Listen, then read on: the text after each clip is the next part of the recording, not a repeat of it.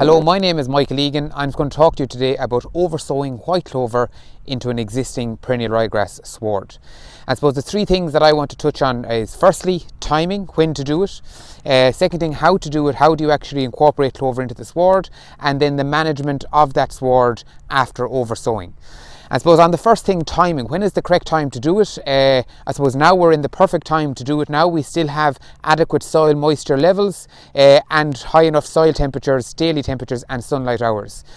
Clover likes moisture in terms of getting a seed established, so if we go too late into the summer, the likes of end of June, July and August, it can cause problems in terms of very dry soils, and it's difficult for the soil to penetrate, or the seed to penetrate into the soil. But if we go into the second half of the year, into July and August, at that time we're lengthening our grazing rotation, and it's very difficult to keep low covers on those swards afterwards.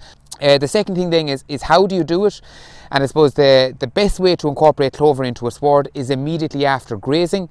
So you want a very tight post-grazing sward height like what we're standing here at the moment. You want to do it immediately after the cows have grazed. The cows left this paddock this morning. There was a pre-grazing cover on it of 1400 when they went into it yesterday, and the post-grazing sward height this morning was 3.96 centimetres, so just around 4 centimetres.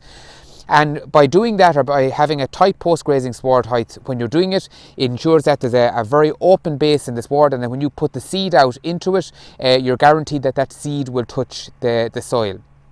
I suppose there's two main methods of actually putting the seed onto the soil. The first one is broadcasting with it with a fertilizer spreader or a spinner slug applicator behind the quad. If you are doing it this method and behind a tractor with a fertilizer applicator, it is best to mix it with a compound fertilizer like 0730 or 01020. So by mixing it with a compound fertilizer, it allows you a more accurate application of it. But when you're doing this, be sure not to mix it in the farmyard. Do no more than an acre at a time. Because if you're driving around and you have mixed your 2 kilos of clover seed in with your fertilizer application, or with your fertilizer, and you drive around a bumpy road or a bumpy field, all the seed is going to drop to the bottom of the fertilizer and come out in the first 50 to 60 metres of the paddock. So do it an acre at a time, mix it in the paddock, in the field, and when you're driving, try and drive 2 directions to ensure an even application and avoid windy days, because clover seed is quite small. I suppose the second way of doing it is with a stitching in machine, something like we have here today, an Einbach. What that does, it will scratch the surface, then put out the clover seed, and then more tines come out afterwards in terms of to try and get that seed touch the soil and cover it back over again. The one thing you want to try and avoid is big covers on the paddock, high residuals, no more than 150 kilos of a residual. So when that seed comes out of the applicator, of the fertilizer applicator or the machine, you want to ensure that it's going to touch the soil afterwards. If you have watery slurry, it's best to apply it afterwards. Avoid thick, heavy slurry, because it's going to coat the seed and smother the seed afterwards.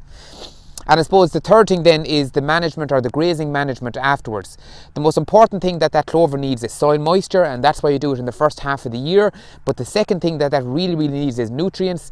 And the third thing then is sunlight. So if it wants sunlight, you need to graze that for the following 3 applications, or 3 grazing rotations at very low covers of kind of 11 to 1200 max, and ensure that you're grazing it down to a tight post-grazing sward height of less than 4 centimetres. So it's going to allow light down into the base of the sward, so that the sunlight will get to that seedling as it is germinating, and it will help that to establish into the sward.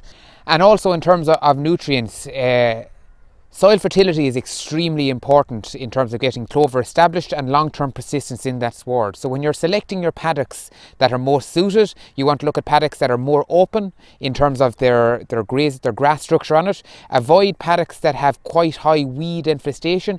If there are a large number of weeds, it is best to spray those weeds off first, and just be sure to bear in mind that a lot of those non-clover safe sprays have a long residual effect. So please talk to your merchant in terms of what is that residual effect in terms of when you can spray and when you can apply clover seed afterwards. And again, only pick paddocks that are adequate for soil pH above 6.3 and both in index 3 for P and K. The thing that I want to cover is just kind of seeding rates and clover cultivars that you want to apply onto the sward. When you're picking your clover cultivars, please pick it off the recommended list. So when you're looking for your grazing swards, grazing cultivars, you want your medium and your small leaf cultivars. They're much more suited to a grazing scenario, whereas large leaf cultivars are not very well suited to a grazing scenario. And in terms of seeding rates, you want to go between 2 to 2.5 kilos an acre.